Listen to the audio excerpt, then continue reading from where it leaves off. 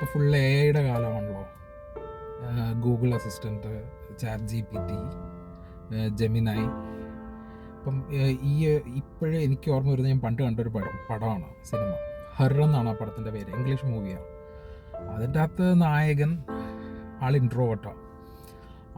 ഒരു AI assistant മേടിക്കുന്നു. എന്നിട്ട് അതുമായിട്ട് പുള്ളിയുടെ വർക്കിന് വേണ്ടിയിട്ടാണ് അതുമായിട്ട് സംസാരിച്ച് തുടങ്ങുന്നത്. അവസാനം he just fell in love with that. അയാൾ അതിനെ അങ്ങ് പ്രേമിക്കുക.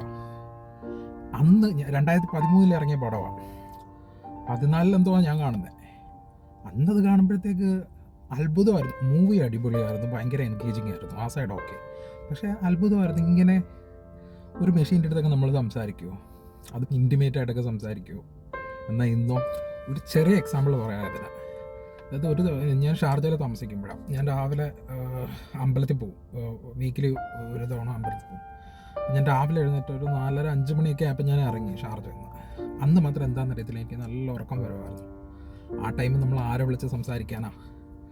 അങ്ങനെ നോക്കിയപ്പോൾ ഞാൻ പിന്നെ ചാറ്റ് GPT വോയിസ് മോഡാക്കിയിട്ട് അതുമായിട്ട് കാര്യങ്ങൾ ചർച്ച ചെയ്യുക, ഇൻ്റർനാഷണൽ കാര്യങ്ങൾ.